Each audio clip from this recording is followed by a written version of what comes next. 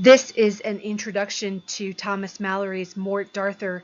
I'll be speaking to the background on the text itself, as well as the historical and cultural context in which Mallory wrote, then ending with the ties of Arthurian legend, and in particular Mallory's version of it, to Game of Thrones. But first, I'd like to think about Beowulf and Arthur, and why these texts, Beowulf and the Morte Darthur, Beowulf and Arthur as medieval figures, have such cultural resonance for us in the 21st century as avatars for the Middle Ages.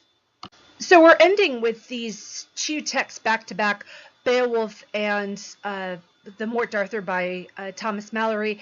So I'd like to think about what they have in common, in that Beowulf and Arthurian legends both function iconically in subsequent medievalisms, meaning you can just use Beowulf and or Arthur as shorthand for a notion of the Middle Ages in present day texts.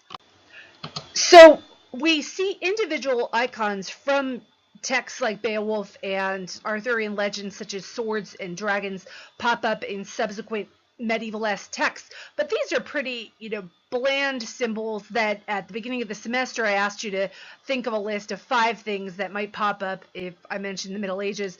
And Beowulf and Arthur, who, both are in eponymously titled texts, Beowulf and then King Arthur, various Arthurian legends, have a symbolic status unto themselves, even though they are, unique figures. So, for example, if someone is trying to conjure up a certain kind of medieval scene, we might say, like, Beowulf might have felt at home here, or we're talking about a world like Beowulf's.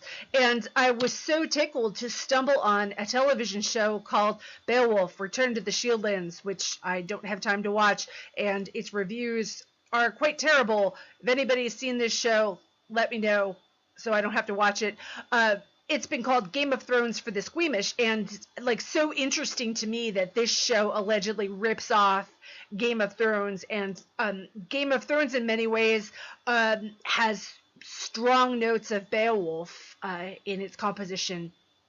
So why does Beowulf have enduring appeal as a text that epitomizes the Middle Ages? So even though we studied it in terms of many specific characters, both human and non-human, and civilizations, as I suggested at the opening of our study of that poem, something like Grendel's invasion of the Danes could represent the Vikings/Danes invasion of the English people, and I played with a number of different paradigms in that respect. So it also could be the invasion of the Anglo-Saxons and Jutes to Britannia. So yeah, even though it tells a very specific story, you could substitute in for many of those different groups, contemporary groups, and thus make a cultural and political commentary. So I had mentioned that Beowulf, the antagonism between the monsters and the humans, onto that relationship we can map several political relationships that the English people, the English audience for this poem, would have been familiar with.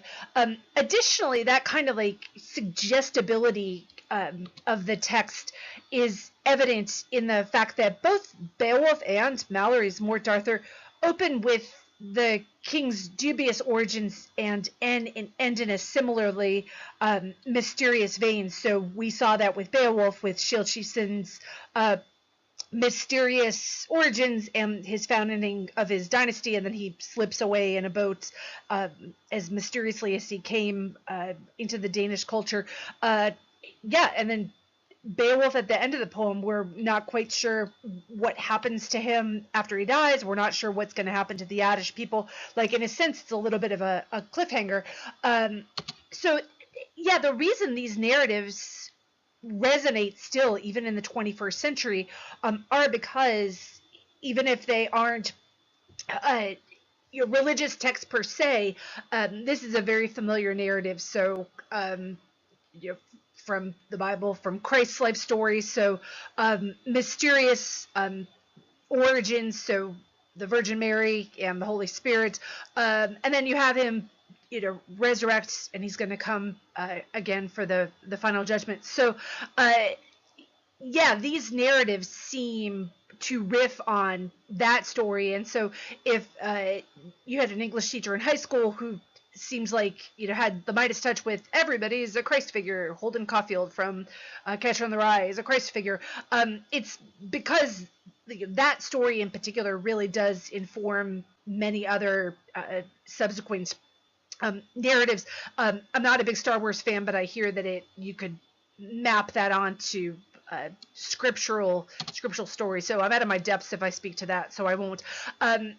So as narratives, both Beowulf and Malory's Morte Darthur and other Arthurian legends, I'll talk about how there were many, many, many, many versions of Arthur's story before and after Malory.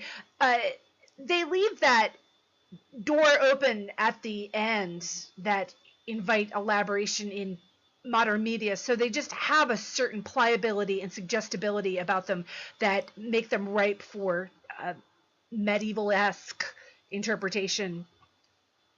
So King Arthur's story has been reinterpreted more times than anybody could count since its origins in the Middle Ages, which I'm going to talk more about in a second.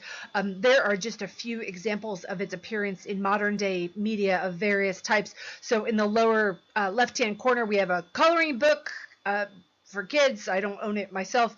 The upper right, a comic book series based on King Arthur. And I mean, I think we could see why that would play well in that genre. And then just a couple of movies that have come out in our lifetimes. And then King Arthur's Flour. I'm not much of a baker, but yeah, this was a brand founded in America in the late 18th century under a different name, and then it was renamed for King Arthur after a man who owned the company subsequent to the original one saw a play about King Arthur. So I don't know if it's supposed to. Early Americans like to think back to, like, quote unquote British origins for the country. So I don't know if it evokes some kind of yesteryear kind of feeling, like baking, like just like your grandma did. I'm only speculating about that because it does seem like a bizarre name for a baking product. So King Arthur's origins, you're going to be pretty surprised, or at least some of you will, when you hear what I have to tell you about King Arthur. So King Arthur was not really a king. He was invented by 12th century historians, whom I'll talk more about in a second. He was a native British warrior who fought against the Anglo-Saxons and Jutes. So these are invaders who come in the year 449 and following. We usually associate him with the early 6th century, and so of course the Anglo-Saxons and Jutes come, as we're told in historical chronicles, in 449, but it's not like they just, like, boom, there's a regime change overnight. They war with the native British peoples, and he is, a hometown hero who resists this invasion. In a sense, he's like on the wrong side of history, because ultimately we speak of Anglo-Saxon England, and a lot of the native British Celtic culture is quashed. We have to remember that at this point in history, Britannia is part of the Roman Empire. So Arthur is known as Dux Bellorum, so the leader of wars, and Comes Britanniarum, so the Count of the Britons. So while on the one hand he's a native British person, on the other hand, Britain itself is under Roman regime. So yeah, nothing is simple.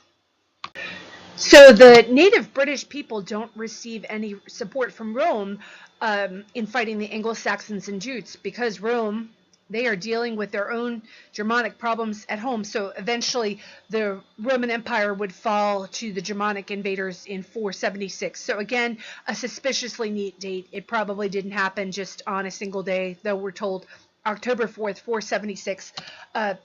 the native British people had to rely on their own resources to take a stand against the invaders. So while on the one hand, this warrior Arthur is on the wrong side of history, on the other hand, he's something of a plucky local hero. So this sounds oxymoronic, but there was a genre in the Middle Ages, or so-called after the fact, called legendary histories. The first major author in this tradition that we're talking about to write about King Arthur was Geoffrey of Monmouth in his History of the Kings of Britain. So he draws upon less well-known Celtic tales, so many of these have a patchy history and are passed down largely orally, and they characterize Arthur as either a warrior or a magical figure. He's the first to include Arthur in a pantheon of other kings. Geoffrey's pseudo-history was taken as historical fact until the 18th century, so as I've said before, history in the Middle Ages included great stories about great people, and so if you think, yeah, just it should contain a capital T truth and maybe not so much small f's facts. Geoffrey's text was written in Latin, which is significant to King Arthur's literary origins, as I'll talk about in a second. So in the creation of Arthur as a king in 12th century histories, there is a French and an English example that are also important to this story. So the French version of Arthur's story was written by Wace in the mid-12th century. It was called the Roman de Brut. So why Brut? He was not the only historian to reverse engineer origins of Britannia that linked it to Brutus, so a refugee from the Trojan War. So as we know, the Troy fell when the Greeks invaded it with a wooden horse, so beware of Greeks bearing gifts. Allegedly, according to this pseudo-history, the refugees from this war, so Brutus being the grandson of Aeneas, wound up in England, and so London was commonly known as the Second Troy. So on the one hand, a really ambitious idea to link your civilization with one that was classical and storied and well known. On the other hand, the Trojan War was just a mythical event, and B, the Trojans lost that war, so maybe not such a great idea. New to Wace's version of Arthur's story was the inclusion of the Round Table, which is depicted there at the left, as well as romantic love. And so anybody familiar with Arthurian stories probably would put these two items pretty high on the list of must-haves in that mythology. But yeah, they aren't there in the very, very original version, and they're not there in all of the versions as well. And so there's really just a grab bag of various tropes that it can appear because Arthur's legend is so wide-ranging. Important to note that romance literally means written in a Romance language, such as French, which is what Wace is writing in, as opposed to Latin. And so this came to entail the idea of romance as we know it, because these texts were considered geared toward a female readership. And I don't know how we get at the origin of the idea that, yeah, women prefer to read stories about love. Maybe if you're given a choice between love stories and one's about blood and guts, the women are preferring love stories. I have a lot of theories about that, actually, that I won't bore you with right now. But literate women are less likely to know how to read Latin. And so romance really was more, quote unquote, popular literature as opposed to learned literature. So the English version of Arthur's story was first written by, his name is pronounced Lockman, and the name of the work is called The Brute. So in a similar vein as Robert Wace, he's appealing to this idea, as many other early historians do, that Britannia actually stretched all the way back to the refugees from the Trojan War. so the Brut is the first poem composed in English after the Norman conquest. So recall that those other two Arthurian legends were composed in Latin and then French, implying that it has a little bit more cultural currency. And now this is very much, a rah-rah English poem. So we'll see in a couple of ways, why that is. So it harks back to English literary history at the very least in the poem's use of alliterative verse, the form in which Beowulf was written. So we didn't ponder that too much in our study of the poem, but I remember mentioning it when sharing with you that clip from Ben Bagby's performance of Beowulf, that the Old English verse form did not rhyme. Its repetitive sound was achieved via alliteration. And Lockman's version of Arthur's story, The Brute, has more of a blood and guts type of heroic code rather than fine manners, which is what really we see more in Robert Wass's version. And then other Arthurian versions, I'm sure a lot of them have a mix of both, that they are, blood and guts warriors by day, and then they're polite to ladies, or they, commit valiant deeds for the honor of a damsel in distress, all that romantic stuff. All three of these writers include the theme that the great King Arthur will come again to rule his people. He's mortally wounded but not dead. The door is left. If we were just comparing those three early versions, and there's even other ones that are much shorter, and that's a whole other complicated story, but I just picked three very big and influential writers who wrote in three different languages. I would say between those three, the door becomes open wider and wider, and the ending of the story more and more suggestive of Arthur's disappearance. He's just in some kind of comatose state when he leaves England and is taken by boat to the mystical land of Avalon. So why would these and other writers leave the door open this way and not end their works with closure, i.e. like have Arthur die? And we do get mention of one of Arthur's cousins, so Constantine is the guy's name, who takes over after he passes, because part of his problem is he locks horns with his one heir. So we get a sense of that plot line in Mallory's version of the story. And why would medieval people believe this? So I'll just wryly suggest for right now, refer back to the slide with which this PowerPoint opened, that, there are probably millions of pilgrims who head to Graceland every year, and Elvis sightings subsequent to his death in the late 70s. So as we say in social media, I'll just leave that right there. So long live the king. So the king is dead. Long live the king. So from the Middle Ages, in medieval parlance, that would mean the next subsequent king who takes over. It sounds ironic. The king is dead. Long live the king. But that's what that refers to. In the wake of the Norman conquest, Arthur seems a poster boy for the English's defeat. So keep in mind that those three texts that I discussed are composed within within 100, 150 years of the Norman conquest. So it seems like a fable for the English people's subjugation under Norman rule.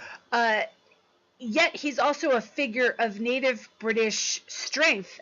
So he stands up to the invading Anglo-Saxons and Jutes, but albeit is on the wrong side of history. So he's full of meaning, because in this conquest of England that is suggestive of several different cultural moments, and like Beowulf, Arthurian legends function as meta commentary about the British people. So that's probably why they get such good play. So I haven't made a study of really recent ones, but I bet that there are different political narratives.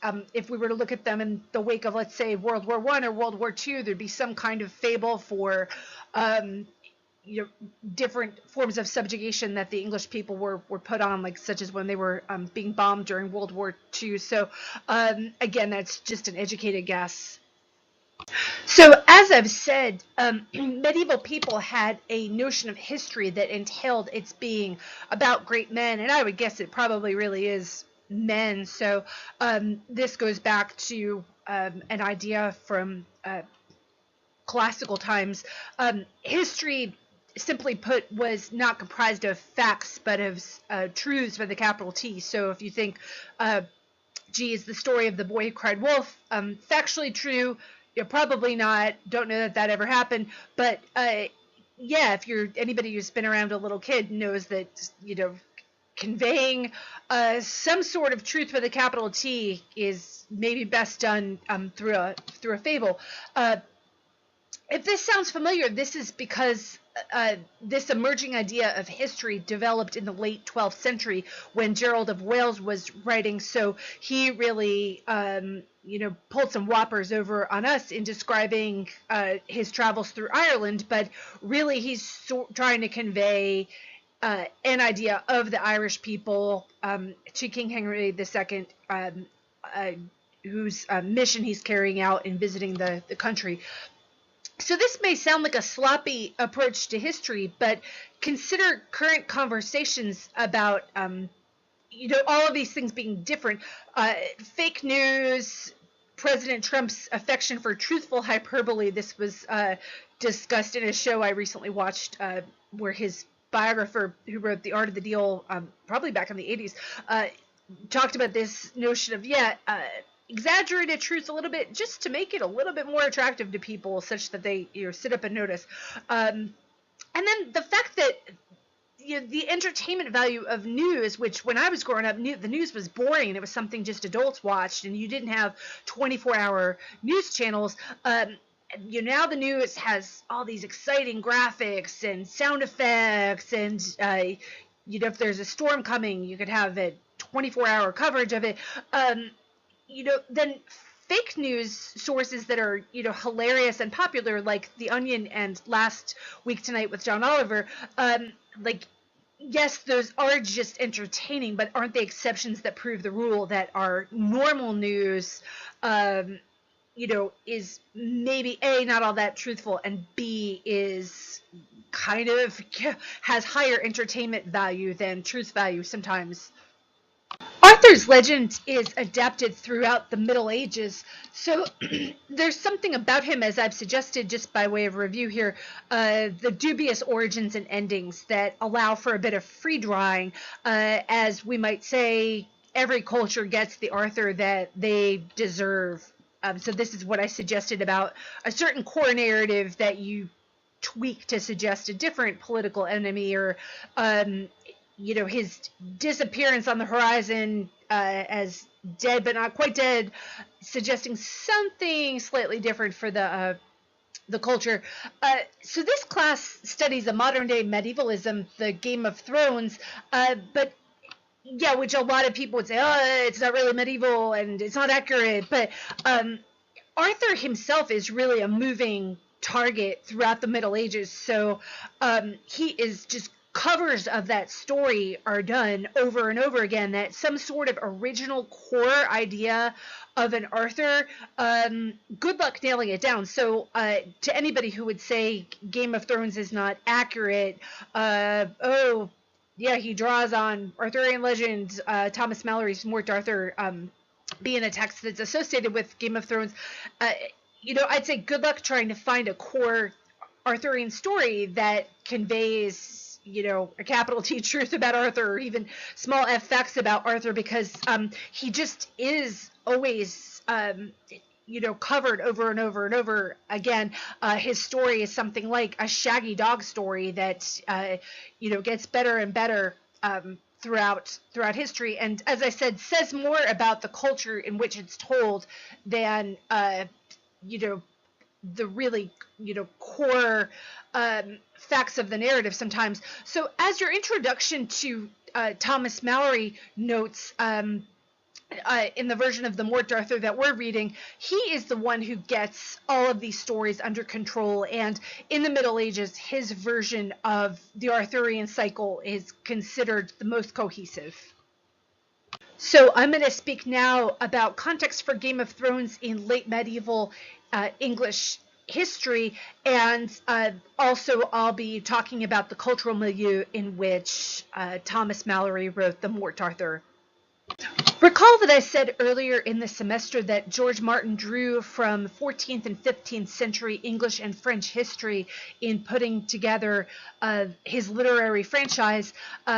Malory writes during the War of the Roses, so this is one of the events that Martin means when he speaks of this period of time. The other substantial event would be the Hundred Years' War between England and France, which is fought over England's claims to some French lands. So I'm going to speak really briefly to the Hundred Years' War.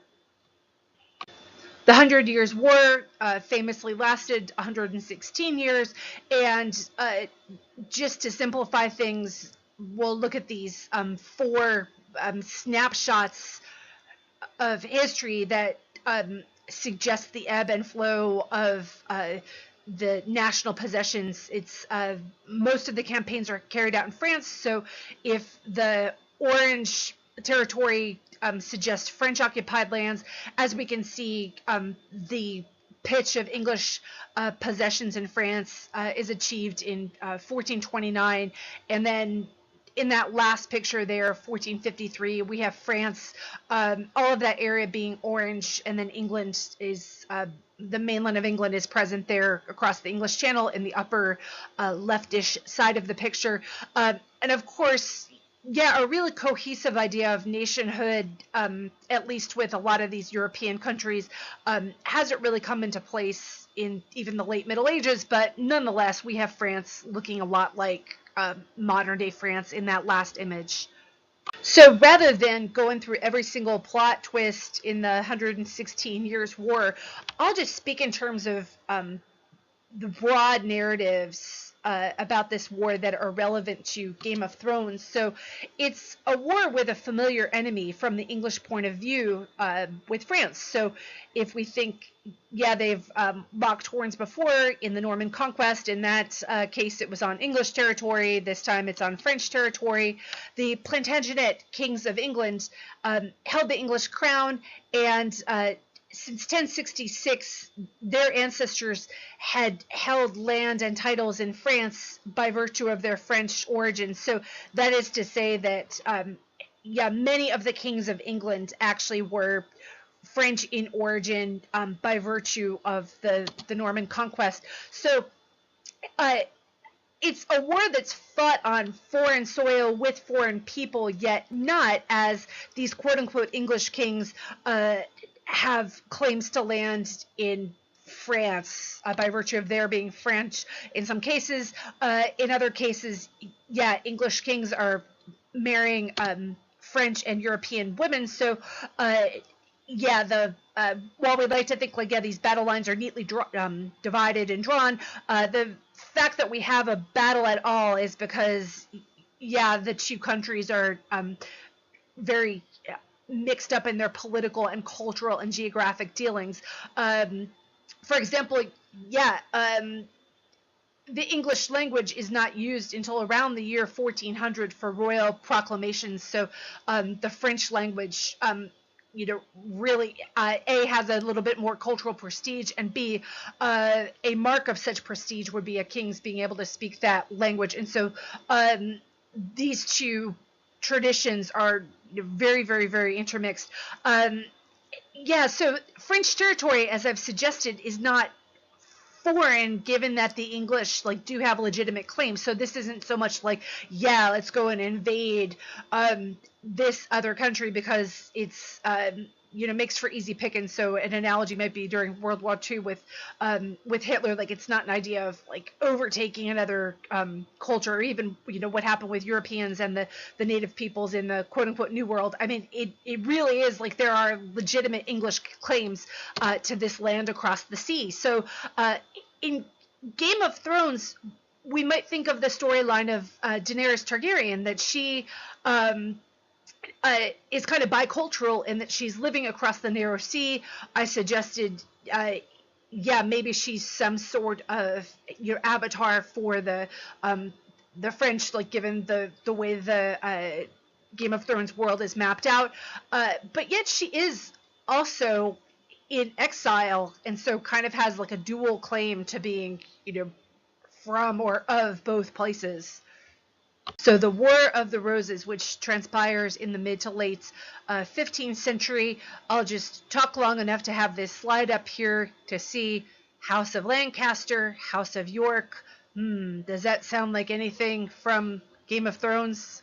So why is it known as the War of the Roses? So the House of Lancaster, affiliated with a place in England, Lancashire, a county.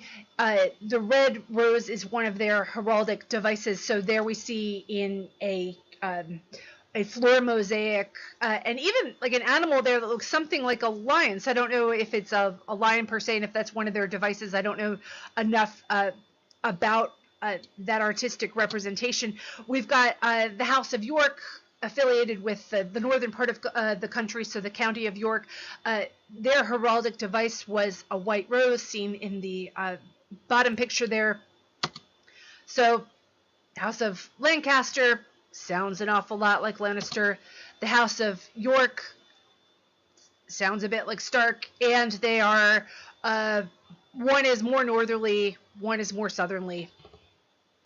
After the 100 Years' War, England is depleted, so this foreign war with France is translated into a domestic war, i.e. the War of the Roses. So King Henry VI, his first reign is from 1422 to 1461, so the War of the Roses breaks out during his initial reign, and then he resumes his reign in 1470. Yeah, there's a power grab because he seems like a weak king, so he's from the House of Lancaster, and there's an alternative claim to the throne by Richard, the Duke of York, and then also, as I suggested, A, alternative claim, B, little bit of a vacuum in that Henry the Sixth, not a warrior. His dad, Henry V, a well-known warrior king.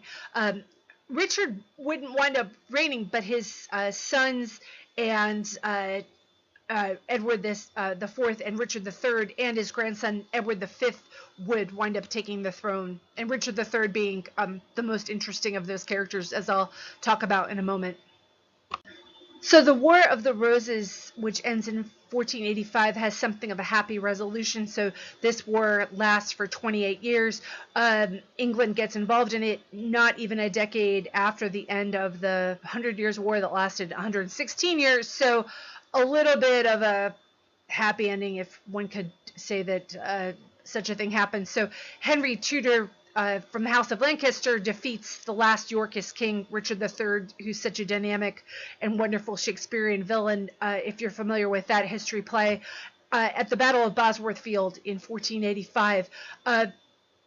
So Henry assumes the throne, so he's from the House of Lancaster, and he marries Elizabeth of York, whose father, Edward IV, had reigned as a Yorkist king. So the two houses are united, as is suggested in the Tudor rose, which is both red and white and also pink. I'd be remiss if I didn't comment on this recent news story from 2012. So the remains of Richard III, known as the Hunchback, were lost for more than 500 years. His tomb was thought to be destroyed during the Protestant Reformation, and his body thrown into a local river. In 2012, there was some kind of History Channel show or Discovery Channel show, something in that vein, where they covered this discovery. 2012, a parking lot built on a site once owned by Greyfriars Prior Church was excavated, so this would have been one of the monasteries that was dissolved during the Protestant Reformation. Henry VIII goes about doing that to suggest the religious regime change. So they find a skeleton under that R that's circled there in the, as the Brits would say, the car park. It fits the physical description. It's a short male skeleton. There is scoliosis in the spine, and DNA evidence links it to living relatives. So spoiler alert, if you want to go watch the show, it's still really good, and I don't remember the one that I watched that hunted down the living relatives who are, it's the great, great, great, great, great, grandniece and nephew of Richard III. The R is thought to stand for Rex, I believe is what meaning king in Latin, or maybe for Richard. But wow, really, what a strange thing to paint as you pave a car park in whatever year this establishment was set up. So Thomas Malory, the author of the Arthurian legend that we're going to be reading for the last few weeks of the semester, is somewhat shadowy, as there are several candidates, men by that name, who are in the right place at the right time, who might have authored the Morte Darthur. Ironically enough, the most likely Thomas Malory probably wrote the work while in Newgate Prison, where he serves time for a number of crimes, the last of which was a plot against the House of York, to which he had pledged allegiance in a plot to overthrow King Edward IV. So this is the dad of Elizabeth of York, who eventually marries Henry VII of the House of Lancaster, for those of you keeping score. So he's imprisoned in 1468 and released about 2.5 years later, when the Yorkist regime collapses and Henry VI of Lancaster is temporarily returned to power. So he, as Henry VI, is the quote-unquote like weak king, who suggests a power vacuum into which the Yorkist regime thinks they can make something of a grab. So he's released from prison and then dies shortly thereafter, and is buried somewhat near the prison in Church Christ Greyfriars. There are various versions of what was inscribed on his tombstone circulating. Like, some of them say, a gentleman and a squire and a knight, and also an author, and there are debates even over what this tombstone said, and it might have offered some clues to his identity and even a smoking gun as to whether he's the guy who wrote this text.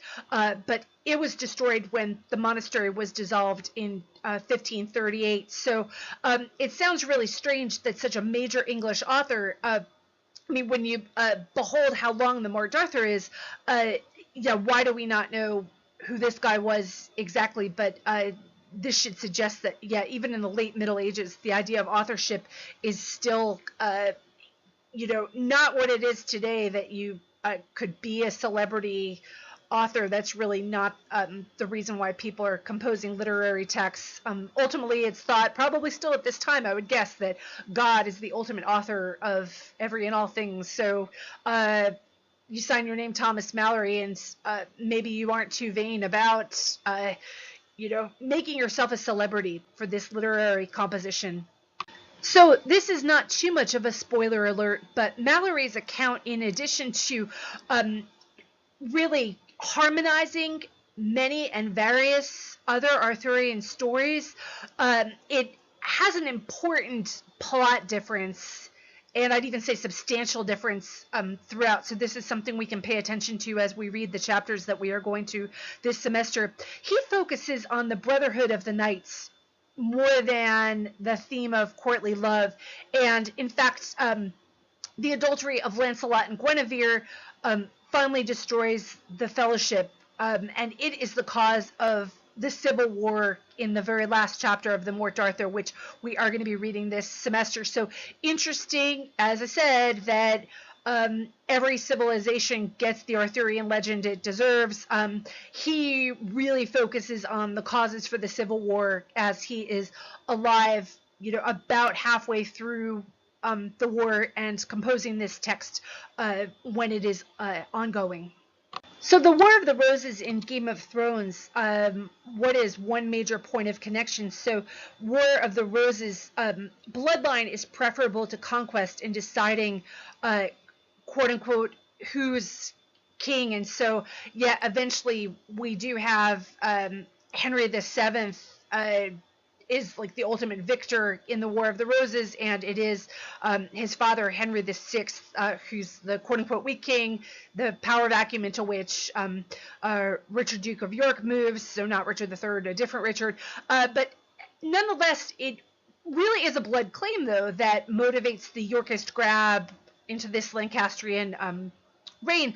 But I mean, the line between bloodline and conquest um, is kind of blurry. So we do see both of these means of securing the throne, moving the action along in Game of Thrones. So, yeah, right now, like Joffrey's claim via his bloodline, like, is rather dubious, and now there is a war that ensues from the debate of this blood claim, because like indeed it isn't always certain, and so oftentimes this very clear notion of blood claim could be so variously construed as to who deserves to rule over all of England, or who should possess certain lands in France in the case of the 100 Years' War. So I promised earlier in the semester that I would turn to talking more about chess, which is one of the implied metaphors throughout Game of Thrones, that we're talking about a game moving thrones around. So yeah, that does imply chess. And we get a bit of contemporary meta commentary on the War of the Roses in a famous work about chess. As I've said before, a form of chess originated in the Far East in India during the 6th century and becomes popular there. But chess doesn't become popular in Western Europe until figure pieces tied to members of the medieval estate system were introduced around the end of the 12th century.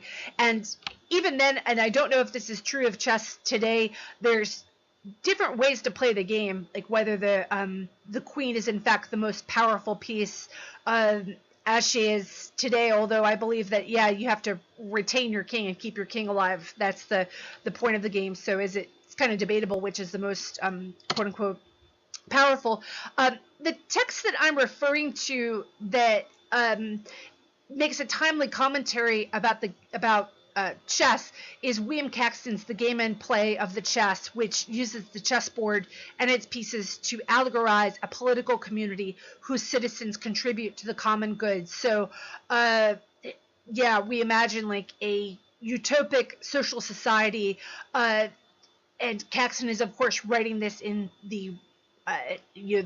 toward the very end of a civil war in England.